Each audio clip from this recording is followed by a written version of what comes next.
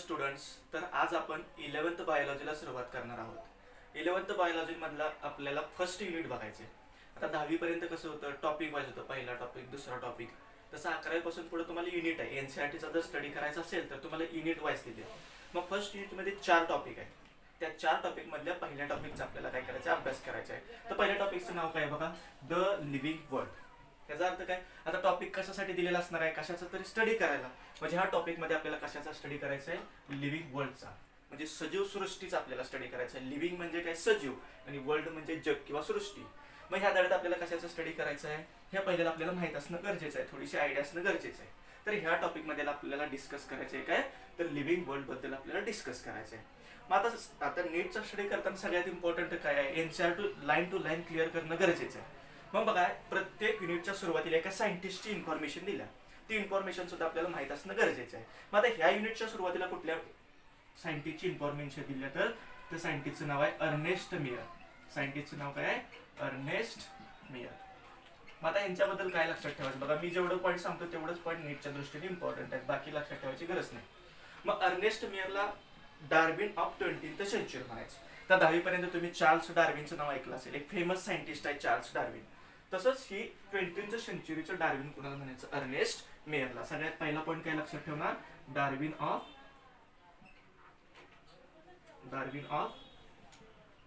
20th century, 20व्या शतकाचे Darwin कुणाला म्हणायचं, अर्नेस्ट मेयरला म्हणायचं. क्लिअर आहे का? पहिला पॉईंट हे लक्षात ठेवणं गरजेचं आहे. दुसरा पॉईंट हे लक्षात ठेवायचे की यांनी कुठल्या कुठल्या फील्डचा स्टडी केला. आता यांनी कुठल्या कुठल्या वेगवेगळ्या फील्डवरची काही संशोधन केलं असेल किंवा स्टडी केला असेल, ते फील्ड आपल्याला माहित असणं गरजेचं आहे. तर यांनी एकूण जेवढ्या फील्डचा स्टडी केला ते आपल्याला लक्षात ठेवणं गरजेचं आहे. सगळ्यात पहिलं बघा, त्यांनी हिस्ट्री अँड फिलॉसॉफी. इथं पॉईंट लिहिताना कसं लिहा, एक मिनिट, इथं लिहिताना असं लिहा, फील्ड स्टडी.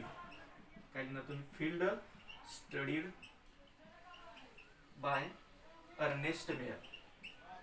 अर्नेस्ट मेयरनं ज्या कोणत्या फील्ड स्टडी केलता त्यांचं आपल्याला काय करायचे, नाव लिहायचे. मग सगळ्यात पहिली बघा, ए मी लिहितो, सगळ्यात पहिली history and philosophy. History and philosophy. नंतर बी आहे ऑर्निथोलॉजी. सेकंड कुठली, ऑर्निथोलॉजी. नंतर सी बघा, सिस्टमॅटिक्स. नंतर डी टॅक्झॉनॉमी. आणि ई आहे इव्हॉल्युशनरी स्टडी. Evolutionary study. आणि सगळ्यात एंडचा पॉइंट आहे झू जिओग्राफी. Zoogeography. तर हे नीटच्या दृष्टीने अतिशय इम्पॉर्टंट आहे. नीटला क्वेश्चन येऊ शकतो की अर्नेस्ट मेयरनं कोणत्या कोणत्या फील्डवरती स्टडी केला. तर सगळ्यात पहिलं काय बघा, हिस्ट्री अँड फिलॉसॉफी. दुसरं काय, ऑर्निथोलॉजी. तिसरं सिस्टमॅटिक्स. चौथं टॅक्झॉनॉमी. पाचवं इव्हॉल्युशनरी स्टडी. आणि 6वं झू जिओग्राफी. आता ह्यातलं बघा, हिस्ट्री अँड फिलॉसॉफी सगळ्यांना माहिती. ऑर्निथोलॉजी म्हणजे काय, तर ऑर्निथोलॉजी म्हणजे स्टडी ऑफ बर्ड. ज्या शब्दाच्या शेवटी लॉजी असतं त्याचा अर्थ की ह्या शास्त्र आहे, ते लॉजी म्हणजे शास्त्र, त्याच्यामध्ये कशाचा तर अभ्यास केला असणार. जसं आपलं बघा बायोलॉजी, लॉजी शब्द शेवटी आलाय, म्हणजे बायोलॉजीत आपण कशाचा स्टडी करतो, तर आपण बायोलॉजीमध्ये लिव्हिंग ऑर्गॅनिझमचा स्टडी करतो, म्हणून ते बायोलॉजी. बायोलॉजी म्हणजे काय, तर डेफिनेशन सांगायचं म्हणलं बायोलॉजीची, तर it is a branch of science which deals with study of living organism is called biology. हे काय झाली बायोलॉजीची डेफिनेशन. तसंच इथं काय दिले, ऑर्निथोलॉजी. तर ऑर्निथोलॉजी म्हणजे काय, study of birds. Study of birds. याच्यात कशाचा स्टडी करायचा, बर्ड्स म्हणजे पक्ष्यांचा स्टडी. स्टडी ऑफ बर्ड्स म्हणजे काय, तर ऑर्निथोलॉजी. ऑर्निथोलॉजीचं मिनिंग काय, स्टडी ऑफ बर्ड्स. नंतर सिस्टमॅटिक आणि टॅक्झॉनॉमी हे दोन वर्ड आहेत. ह्या दोन वर्ड आपल्याला या टॉपिक मध्ये डिटेल एक्सप्लेनेशन दिले. फर्स्ट टॉपिक मध्ये सिस्टमॅटिक म्हणजे काय, टॅक्झॉनॉमी म्हणजे काय, ते आपण त्या टॉपिक मध्ये डिस्कस करायचं. Evolutionary study. आता इव्हॉल्युशन 10वीत तुम्ही शिकला असाल. इव्हॉल्युशन म्हणजे काय, स्टेप वाईज होत जाणारा चेंज, याला काय म्हणायचं, इव्हॉल्युशन. हळूहळू जे काय स्टेप वाईज चेंज होत जातं त्याला काय म्हणायचं, इव्हॉल्युशन. तो स्टडी. आणि झू जिओग्राफी या सगळ्यांचा स्टडी कोणी केलता, अर्नेस्ट मेयरने केलता. क्लिअर आहे का सगळ्यांना? आता हे एवढं स्टडी केल्यानंतर त्याला कोणते कोणते प्राइजेस मिळाले हे आपल्याला माहित असणं गरजेचं आहे. आता एवढ्याचा स्क्रीनशॉट मारून घ्या. नंतर ह्याला कुठले कुठले इकडचं दिसते का, मग इथं मी जे लिहितो कुठले कुठले प्राइजेस आहेत ते मी लिहितो. त्यांना कोणते कोणते, अर्नेस्ट मेयरला कोणते कोणते प्राइजेस मिळाले ते लिहितो. सगळ्यात पहिला त्यांना प्राइज मिळाला होता क्रॅफोर्ड प्राइज.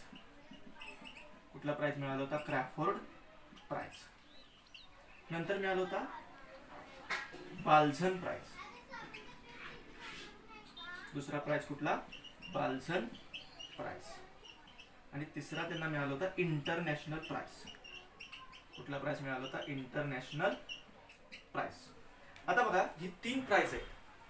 3 प्राइजला एकत्रितपणे म्हटलं जातं ट्रिपल क्राउन ऑफ बायोलॉजी. या तिघांना एकत्रितपणे काय म्हणायचं? आता मी इथे लिहितो बघा. या तिघांना एकत्रितपणे म्हणायचं triple crown of biology. Triple म्हणजे किती? 3. आणि क्राउन म्हणजे काय? मुकुट. मग बायोलॉजी मध्ये सगळ्यात इम्पॉर्टंट जे प्राइजेस होते ते कोणाला मिळाले होते? अर्नेस्ट मेयरला. मग तुम्हाला काय क्वेश्चन येऊ शकतो? Triple crown of biology given to which scientist? त्यावेळेस तुम्हाला आन्सर काय टिक करायला पाहिजे? Ernest Mayr. दुसऱ्या याच्यावरती क्वेश्चन काय येऊ शकतो? Triple crown of biology consist which prizes? त्यावेळेस तुम्हाला ही 3 प्राइजचं नाव माहित असणं गरजेचं आहे. क्रॅफोर्ड प्राइज, बाल्झन प्राइज आणि इंटरनॅशनल प्राइज. आता हे किती कोणत्या कोणत्या साली मिळेल ते एनसीईआरटी दिले, पण ते काय एवढं फारसं महत्वाचं नाही. ते साल लक्षात ठेवणं. ज्यांना लक्षात ठेवायचं त्यांनी एनसीईआरटीतून लक्षात ठेवू शकता. परंतु जे मी ह्या फळ्यावरती लिहिलंय एवढं तर अतिशय इम्पॉर्टंट आहे. आपल्याला या अर्नेस्ट मेयर बद्दल माहिती असणं गरजेचं आहे. क्लिअर आहे का? आता ह्या अर्नेस्ट मेयर बद्दल ही सगळी माहिती लिहिली. एवढी नीट पॉईंट ऑफ व्ह्यू इम्पॉर्टंट आहे. जर तुम्ही स्क्रीनशॉट मारून घ्या. नेक्स्ट पॉईंटला आपण सुरुवात करूया. आता बघा सायंटिस्ट बद्दल आपण इन्फॉर्मेशन घेतल्यानंतर आपल्याला मेन प्रॉपर चॅप्टरला सुरुवात करायची आहे. आता चॅप्टर मध्ये कशा कशाचा स्टडी करायचा हे आपल्याला पहिलं जनरल आयडिया असणं गरजेचं आहे. तर ह्या चॅप्टर मध्ये आपल्याला डिस्कस करायचा. हा चॅप्टर 3 पॉईंट मध्ये डिस्कस करायचा. किती पॉईंट मध्ये? 3. सगळ्यात पहिलं आता लिव्हिंग वर्ल्ड म्हणजे लिव्हिंग ऑर्गॅनिझम शिकणार आहे आपण. मग सगळ्यात पहिलं आपल्याला लिव्हिंग ऑर्गॅनिझमच्या प्रॉपर्टीचा स्टडी करणं गरजेचं आहे. कशाचा? प्रॉपर्टी. लिव्हिंग ऑर्गॅनिझमचा काय करायचं? प्रॉपर्टीचा स्टडी करायचा. सेकंड पॉईंट आहे क्लासिफिकेशन, सिस्टमॅटिक आणि टॅक्झॉनॉमी. जे आपण मग सायंटिस्टच्या नावात बघितलं होतं. सगळ्यात कोण कोण बघायचं? सिस्टमॅटिक्स,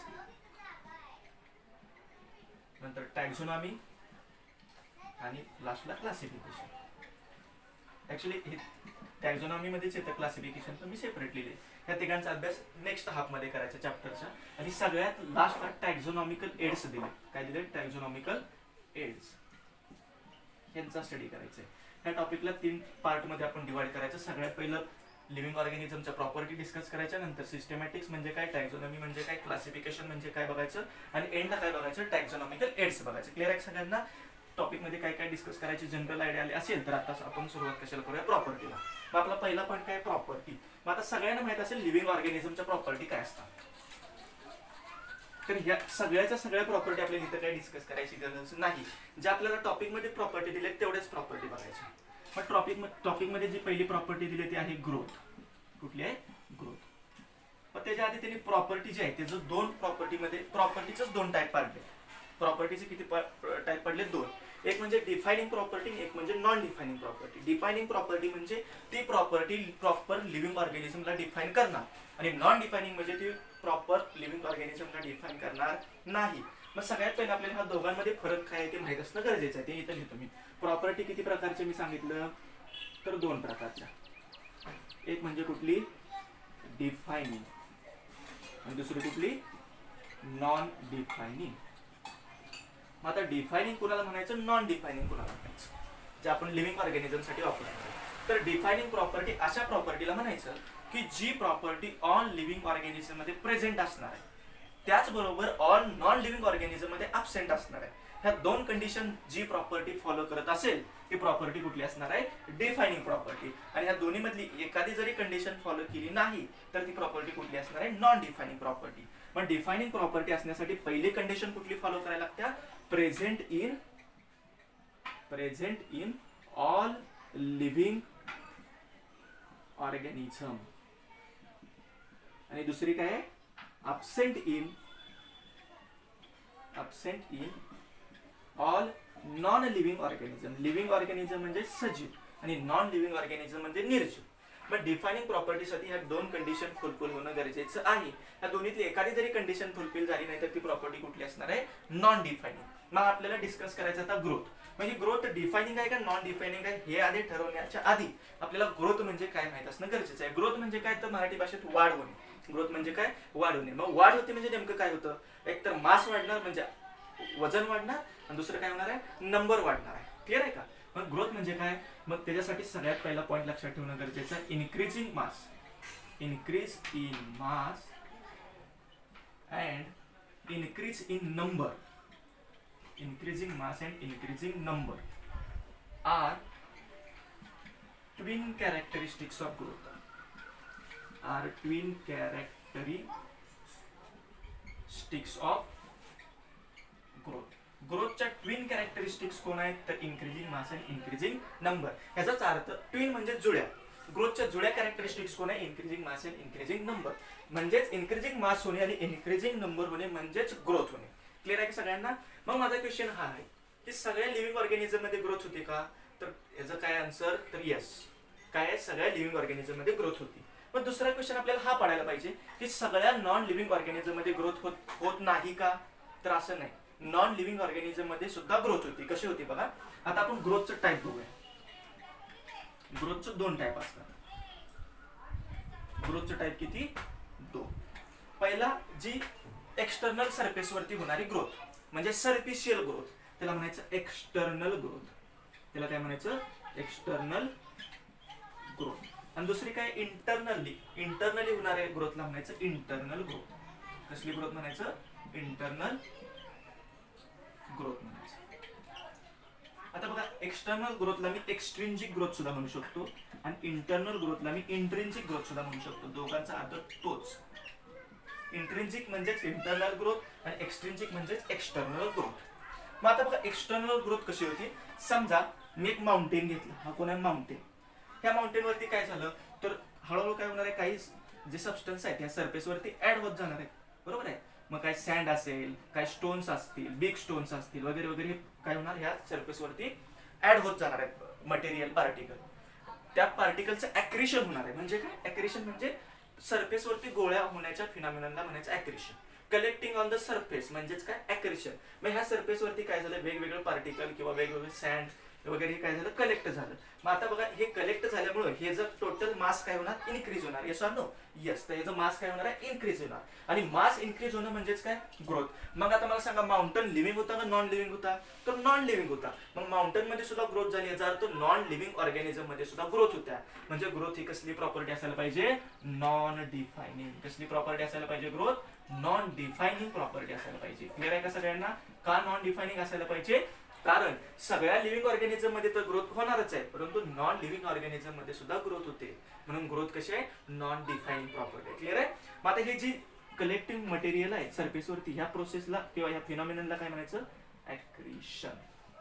इम्पॉर्टंट शब्द आहे. ऍक्रिशन म्हणजे काय, collecting of material on the surface. काय म्हटलं मी, ऍक्रिशन म्हणजे काय, collecting of material on the surface. Surface वरती वेगवेगळी मटेरियल कलेक्ट होणं म्हणजे काय, ऍक्रिशन. मग एक्सटर्नल ग्रोथ ज्या प्रोसेस नव्हती त्या प्रोसेसला काय म्हणायचं, ऍक्रिशन. आता इंटरनल ग्रोथ कडे. आता मग इंटरनल ग्रोथ म्हणजे काय, आतमधून होणारी ग्रोथ. मग आता नॉन लिव्हिंग ऑर्गॅनिझम मध्ये इंटरनल ग्रोथ आतमधून होणार आहे का, हा माउंटन आतल्या आत आपला आपण वाढणार आहे का, नाही. इंटरनल ग्रोथ होण्यासाठी इम्पॉर्टंट आहे की त्याच्यामध्ये पचन झालं तरच इंटरनल ग्रोथ होईल, मेटाबॉलिझम झालं, चयापचय क्रिया झाल्या तरच इंटरनल ग्रोथ होणार आहे. मग नॉन लिव्हिंग ऑर्गॅनिझम मध्ये तसं काय होतं का, नाही. मग इंटरनल ग्रोथ ही काय असणार आहे, डिफायनिंग प्रॉपर्टी आहे. व्यवस्थित ऐकून घ्या.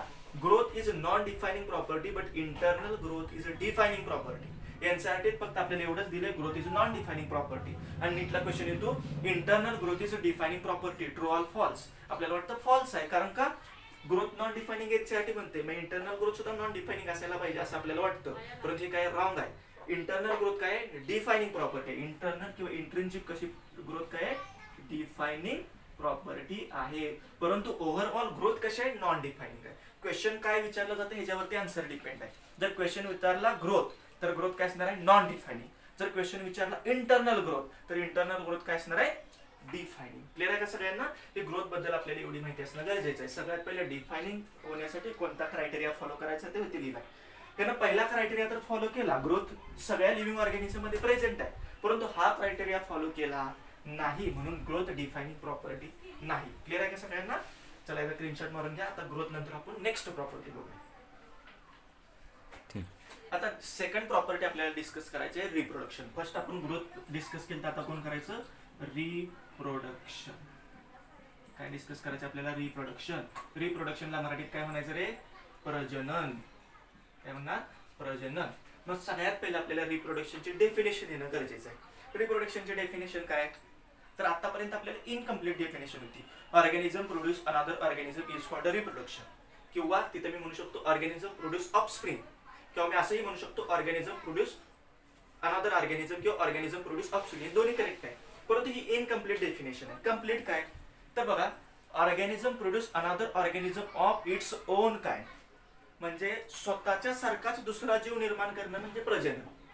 जी ऑर्गॅनिझम प्रोड्यूस अनदर ऑर्गॅनिझम ही डेफिनेशन इनकम्प्लीट आहे. उदाहरण बघा, जर आपण उदाहरण घेतलं हॉर्सचं, तर हॉर्सला डॉंकी ऑफस्प्रिंग होणार नाही हॉर्सचं, कळलं का? हॉर्सला हॉर्स सारखंच एखादं नवीन ऑफस्प्रिंग तयार होणार आहे. क्लिअर आहे का? म्हणजे इथं आपल्याला कम्प्लीट डेफिनेशन काय पाहिजे, ऑर्गॅनिझम प्रोड्यूस ऑफस्प्रिंग म्हणतो मी आता. ऑर्गॅनिझम प्रोड्यूस ऑफस्प्रिंग, ऑफस्प्रिंग म्हणजे जी नवीन पिढी तयार होणार आहे, त्यातलं जे नवीन जन्माने येणार आहे त्याला आपण काय म्हणायचं, offspring. Organism produce offspring of its own kind is called as reproduction. कुणाला रिप्रोडक्शन म्हणायचं, organism produce offspring of its own kind is called reproduction. Clear आहे? तर रिप्रोडक्शनचे टाईप किती, जसं आपण ग्रोथचं बघितलं होतं तसं रिप्रोडक्शनचे टाईप बघायला पाहिजे. आता बघा सोपं आहे, रिप्रोडक्शनचे टाईप आपण नेहमी शिकत आलोय. दोन प्रकारचं रिप्रोडक्शन असते, एक असतं असेक्शुअल टाईप ऑफ रिप्रोडक्शन आणि दुसरं कुठलं असतं, सेक्शुअल टाईप ऑफ रिप्रोडक्शन. याचा आपल्याला जास्त इथं डीप स्टडी करायचा नाही. आता बघा असेक्शुअल टाईप ऑफ रिप्रोडक्शन आणि सेक्शुअल टाईप ऑफ रिप्रोडक्शन हे आपल्याला सेपरेट टॉपिक दिले, तिथं आपण त्यावेळेस डिस्कस करणार. इथं आपल्याला एवढंच बघायचं आहे की रिप्रोडक्शन डिफायनिंग प्रॉपर्टी आहे का नाही. तर सगळ्यात डिफायनिंग प्रॉपर्टी असण्यासाठी सगळ्यात पहिला पॉईंट काय होता, सगळ्या लिव्हिंग ऑर्गॅनिझम मध्ये प्रेझेंट पाहिजे. आता मला सांगा, हे रिप्रोडक्शन ऑल लिव्हिंग ऑर्गॅनिझम मध्ये ऑकर होतं का? विचार करून सांगा, होतं का? तर याचं उत्तर आहे नो. सगळ्या लिव्हिंग ऑर्गॅनिझम मध्ये रिप्रोडक्शन होत नाही. ते कसं, तर उदाहरण मी सांगतो बघा. आपल्या आजूबाजूचंच उदाहरण घ्या. आपल्या आजूबाजूला काही इनफर्टाईल कपल्स असतात, बरोबर का? त्यांना कधी बाळ जन्माला येत नाही, इनफर्टाईल कपल्स असतात. मग त्यांना आपण नॉन लिव्हिंग म्हणायचं का? ते लिव्हिंग नाहीत का? लिव्हिंगच आहेत ना, पण ते कसे आहेत, इनफर्टाईल आहेत. म्हणजे लिव्हिंग ऑर्गॅनिझम मध्ये सुद्धा काय आहे, रिप्रोडक्शन ऑब्सेंट आहे. दुसरं एक्झाम्पल आपण हळूहळू एक्झाम्पल बघूयाच, पण मला सांगायचं होतं काय, एक एक्झाम्पल मी तुम्हाला काय सांगितलं, कारण रिप्रोडक्शन कसे आहे, नॉन डिफायनिंग प्रॉपर्टी आहे. ही दुसरा क्रायटेरिया तर फॉलो करणार आहे, ऑल नॉन लिव्हिंग ऑर्गॅनिझम मध्ये रिप्रोडक्शन ऑब्सेंट असणार आहे. कधी असं होणार नाही, दगडाला दगड जन्माला येणार असं कधी होणार नाही, बरोबर आहे का? म्हणजे ऑल नॉन लिव्हिंग मध्ये तर रिप्रोडक्शन ऑब्सेंट आहे, परंतु ऑल लिव्हिंग मध्ये रिप्रोडक्शन प्रेझेंट आहे का? तर नाही. म्हणून हे रिप्रोडक्शन नॉन डिफायनिंग प्रॉपर्टी आहे. मग आता आपल्याला बघायचं कुणाकुणामध्ये रिप्रोडक्शन होत नाही. इम्पॉर्टंट पॉइंट हा आहे, reproduction does not takes place in. Reproduction does not takes place in. कुणाकुणामध्ये होत नाही बघा. सगळ्यात पहिलं म्यूल, दुसरं हिन्नी, तिसरा इनफर्टाईल कपल्स, आणि लास्ट ऑप्शन आपला कोण असणार आहे, स्टराईल वर्कर बीज. ऍक्च्युअली स्टराईलच असतात, नुसतं वर्कर बी म्हटलं तरी चालतं, वर्कर बीज. तर स्टराईल म्हणजेच इनफर्टाईल. क्लिअर आहे का? मग आता बघा म्यूल कसं तयार होतं, हिन्नी कशी तयार होती, हा क्वेश्चन इम्पॉर्टंट आहे नीटच्या पॉईंट ऑफ व्ह्यू. मग आता म्यूल कसं तयार होतं बघा. म्यूलला तयार कसं केलं जातं, काय झालं, सायंटिस्ट, आता बघा सायंटिस्ट म्हणलं त्यांच्या डोक्यात वेगवेगळे आयडिया येत राहतात. मग आपल्याला सगळ्यांना माहित आहे घोडा काय करतं रे, घोडा फास्ट पळायचं काम करतं, म्हणजे दळणवळणासाठी घोडा उपयोगाचा आहे, बरोबर. दुसरं गाढव काय करतं, तर जास्त ओझं वाहून नेतं, परंतु गाढव जास्त पळू शकत नाही. घोडा जास्त पळू शकतो, जास्त वजन वाहून नेऊ शकत नाही. गाढव जास्त वजन वाहून नेऊ शकतं, जास्त जोरात पळू शकत नाही. तर सायंटिस्टच्या डोक्यात आलं, ह्या दोघांपासून आपण क्रॉस ब्रीडिंग करून अशी एखादी नवीन व्हरायटी, नवीन स्पीशीज तयार करूया, ज्यामध्ये ह्यांच्या दोघांच्या कॅरेक्टरिस्टिक्स असतील. म्हणजे ते जास्त फास्ट पळेल सुद्धा, म्हणजे प्रवास करेल सुद्धा, आणि जास्त वजन सुद्धा वाहून घेईल.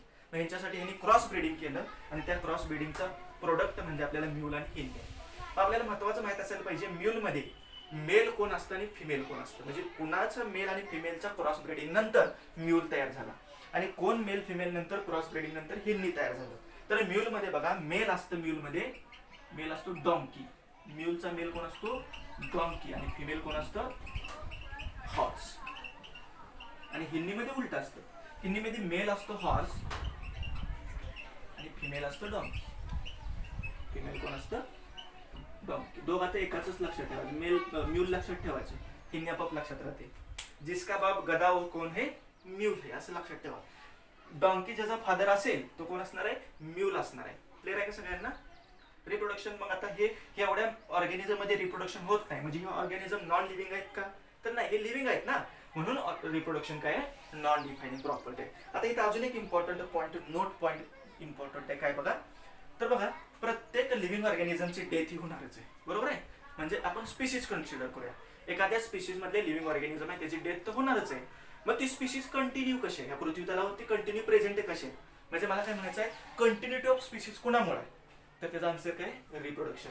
जर रिप्रोडक्शन होत नसतं तर एका जनरेशन नंतर या स्पीशीज काय झाली असती? नष्ट झाली असती. कारण एकदा मृत्यू पावला तर नंतर रिप्रोडक्शन होत नाही दुसऱ्यांमध्ये, म्हणजे जन्माला येणार नाही नवीन त्यांची पिढी.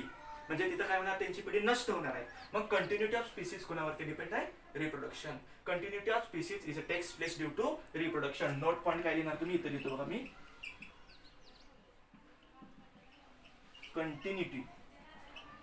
Continuity of species due to reproduction. Reproduction मुळे काय होतं? स्पीसीज मध्ये कंटिन्युटी असते. क्लिअर आहे का सगळ्यांना? एवढं आपल्याला रिप्रोडक्शन बद्दल इन्फॉर्मेशन माहित असणं गरजेचं आहे. दुसरी एक इन्फॉर्मेशन एनसीईआरटीत काय दिले बघा. आता इथं मी लिहायचा प्रयत्न करतो. दिसते इकडचं बघा की असेक्शुअल टाइप ऑफ रिप्रोडक्शन वेगवेगळ्या प्रकारे होतं. त्यातलं फ्रॅगमेंटेशन मुळे कोणामध्ये होतं, बडिंग मुळे कोणामध्ये होतं, हे आपल्याला माहित असणं गरजेचं आहे. तर सगळ्यात पहिलं बघा, फंगाय, फिलामेंटस अल्गी, ही इम्पॉर्टंट पॉइंट आहे. मॅच द पेअर साठी येणारा पॉइंट आहे हा. Fungi, filamentous algae and protonema of moss. Protonema of moss. आता बघा, फंगाय तर सगळ्यांना माहित आहे, एक सेपरेट किंगडम आहे, kingdom fungi. Filamentous algae, plant kingdom मध्ये अल्गी असतात. आणि प्रोटोनिमा ऑफ मॉस, तसंच प्लांट किंगडम मध्ये ब्रायोफायटामध्ये मॉस असतात. म्हणजे आपल्याला प्लांट किंगडम मध्ये शिकायचंय, त्यामुळे टेन्शन घ्यायचं नाही. मग फंगाय, फिलामेंटस अल्गी आणि प्रोटोनिमा ऑफ मॉस या सगळ्यांमध्ये रिप्रोडक्शन होतं फ्रॅगमेंटेशन मुळे. कशामुळे? फ्रॅगमेंटेशन. आता हे गिचमिड व्हायला का जास्त हे कळते ना? ही सेपरेट पॉइंट आहे. ही पहिला पॉइंट. फंगाय, फिलामेंटस अल्गी आणि प्रोटोनिमा ऑफ मॉस मध्ये रिप्रोडक्शन कशा मार्फत होतं? फ्रॅगमेंटेशन. म्हणजे फ्रॅगमेंट म्हणजे छोटे छोटे लहान तुकडे तयार होतात आणि त्या तुकड्यापासून काय होतं? आता अल्गीचं उदाहरण मी सांगतो, सगळ्यांना माहित असणार. स्पायरोगायरा ऐकलं तुम्ही सगळ्यांनी? स्पायरोगायरामध्ये फ्रॅगमेंटेशन होतं. 10वी पर्यंत तुम्हाला आकृती सुद्धा शिकला असेल, असं कट झालेला स्पायरोगायरापासून नवीन स्पायरोगायरा प्रकल्पामध्ये तुम्ही प्रयोगवहीमध्ये शिकला असेल. क्लिअर आहे का? तर दुसरं बघा, ईस्ट आणि हायड्रामध्ये, ईस्ट अँड हायड्रा ह्या दोघांमध्ये होतं बडिंग मुळे. कशामुळं? बडिंग. आता माझं क्वेश्चन हे आहे, ईस्ट आणि हायड्रामध्ये प्लांट कोण आणि ॲनिमल कोण? हे तुम्ही मला कमेंटमध्ये सांगायचं. ईस्ट प्लांट आहे का ॲनिमल आहे, का हायड्रा प्लांट आहे का ॲनिमल आहे, हे तुम्ही मला काय करायचं? कमेंटमध्ये सांगायचं, नक्की सांगायचं. आणि तिसरा लास्टचा पॉईंट, प्लॅनेरियामध्ये काय होतं? तर प्लॅनेरियामध्ये होतं ट्रू रिजनरेशन. प्लॅनेरियामध्ये काय होतं?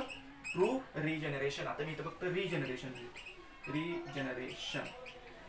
रिजनरेशन म्हणजे लॉस्ट जो पार्ट होणार आहे त्या लॉस्ट पार्ट पासून नवीन न्यू ऑर्गॅनिझम तयार होणे म्हणजे रिजनरेशन.